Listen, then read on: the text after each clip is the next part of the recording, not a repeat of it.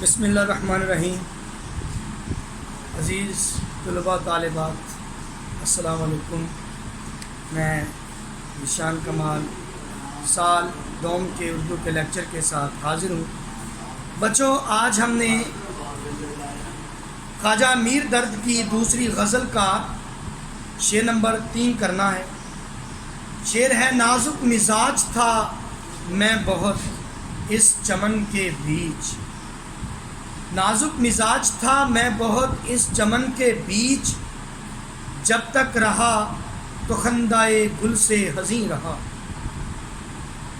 یعنی میں اس قدر نازک مزاج تھا کہ جب تک میں اس چمن یعنی اس دنیا میں رہا ہمیشہ آنسو بہاتا رہا، رنج و ملال اور غم میری زندگی کا مستقل حصہ بن کر میرے ساتھ رہے۔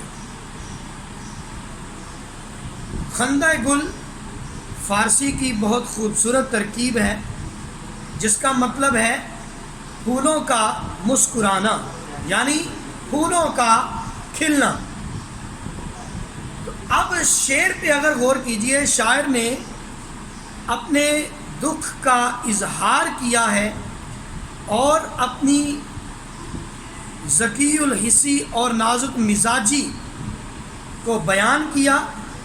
شاعر کا انداز نہایت خوبصورت ہے، مترنم شعر ہے، کیونکہ مترنم بحر میں یہ غزل کہی گئی ہے، اس لیے اس غزل کا ہر شعر مترنم ہے۔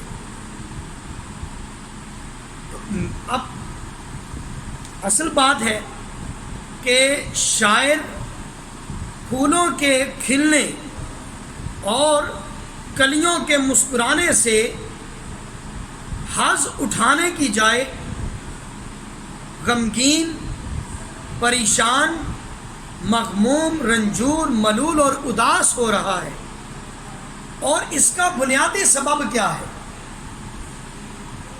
دیکھیں، جب بہار آتی ہے، یہ عام طور پہ جب بہار آتی ہے پھول کھلتے ہیں، کلیاں مسکراتی ہیں، انادل چہکتے ہیں اور شبنمی قطرے برگے گل پہ پڑتے ہیں تو لال و گوہر کی طرح، ہیرے جواہرات کی طرح چمکتے ہیں۔ اور جب شاہ خاور کی کرنیں ان شبنمی قطروں پہ پڑتی ہیں تو ان سے کوسے قضا پھوٹتی ہے، تا حد نظر سبزے کی آمریت مستحکم ہو جاتی ہے۔ یہ منظر ایسا دل ربا اور طلسم ہوش ربا، تو ایسا یہ منظر دل ربا ہوتا ہے، اور اس منظر کے طلسم ہوش ربا میں کوئی بھی جمال پرست اور حسن آشنا نظر ستائش اور تعریف کیے بغیر نہیں رہ سکتی۔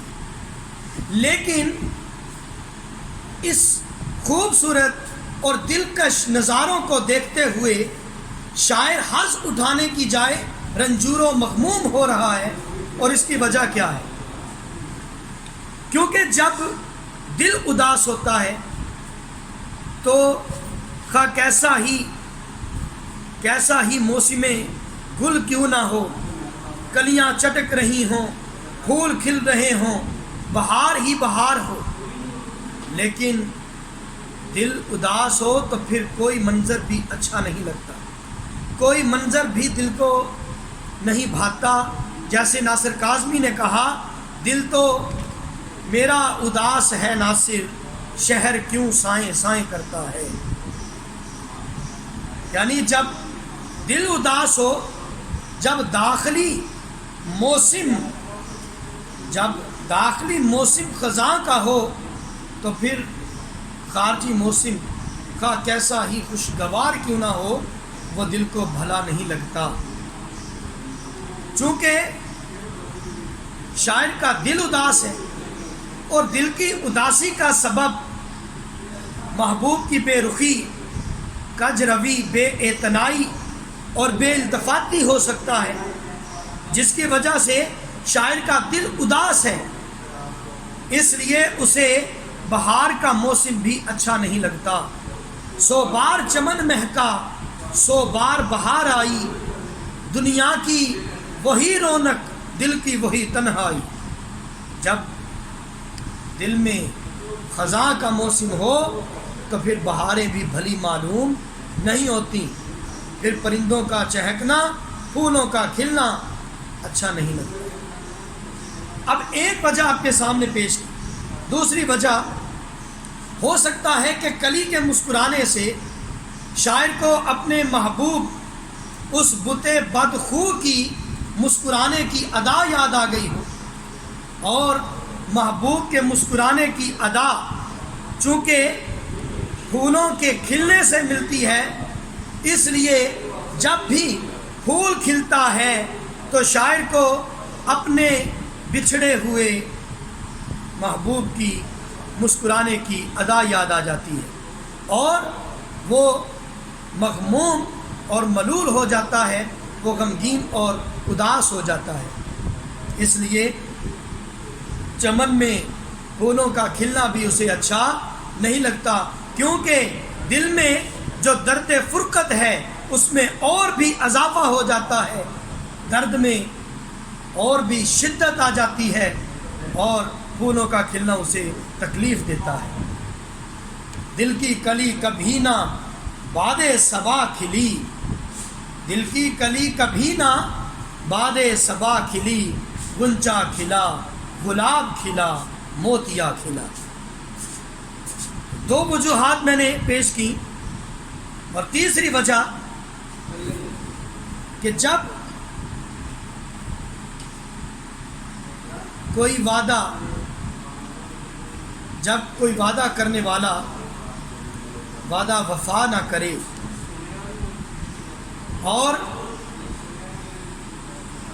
اسے راہ محبت میں تنہا چھوڑ جائے، تو اسے یوں لگتا ہے جیسے کائنات کی ہر چیز اس کا مذاق اڑا رہی ہے، ہر چیز اس پر مسکرا رہی ہے، اس کا مذاق اڑایا جا رہا ہے، اس کا تمسخر بنایا جا رہا ہے۔ تو وہ اپنا غم غلط کرنے کے لیے چمن کا رخ کرتا ہے، لیکن باغ میں کلی کھلتی ہے، پھول مسکراتا ہے، تو اس کو تکلیف پہنچتی ہے، اس کو رنج ہوتا ہے، کیونکہ اسے لگتا ہے کہ یہ پھول بھی اس کی بے بسی، بے کسی اور اس کی بے چارگی پر مسکرا رہا ہے، یہ پھول بھی اس کا مذاق اڑا رہا ہے، یہ نظارے، یہ خوبصورت چمکتے ستارے، یہ بہاریں اس کا مذاق اڑا رہی ہیں، اور یہ پھول بھی اس پر کہا لگا کے ہنس رہا ہے۔ اس لیے پھولوں کے کھلنے سے اس کو خوشی نہیں پہنچتی، اس کو فرحت و مسرت اور عشرت و بہجت کا احساس نہیں ہوتا، بلکہ حزن و ملال اور رنج و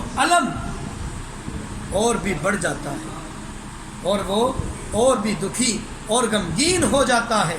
جیسے شاعر نے کہا ہے، دل کا گنچا عجب پھولتا ہے نہ پھلتا ہے دل کا گنچا عجب پھولتا ہے نہ پھلتا ہے، رتیں بدلتی ہیں پر دل نہیں بدلتا، رتیں بدلتی ہیں پر دل نہیں بدلتا ہے۔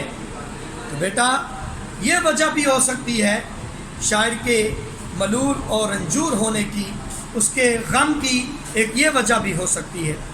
اب 3 وجوہات میں نے بیان کی آپ کے سامنے، 3 وجوہات شاعر کے ملول اور مغموم ہونے کی، کہ جب پھول کھلتا ہے تو اس کو کیوں تکلیف پہنچتی ہے، وہ کیوں غمگین اور اداس ہو جاتا ہے۔ کسی نے، اب چوتھی وجہ آپ کے سامنے پیش کر رہا ہوں، کسی نے جاتے ہوئے، ہو سکتا ہے کسی نے جاتے ہوئے شاعر سے موسم گل میں آنے کا وعدہ کیا ہو، اور پھر کئی بہاریں گزر گئیں، کئی رتیں گزر گئیں، موسم بہار آیا چلا گیا، کئی موسم گل آئے گزر گئے لیکن جانے والا واپس نہیں آیا، نہ وہ آیا نہ اس کا وعدہ وفا ہوا۔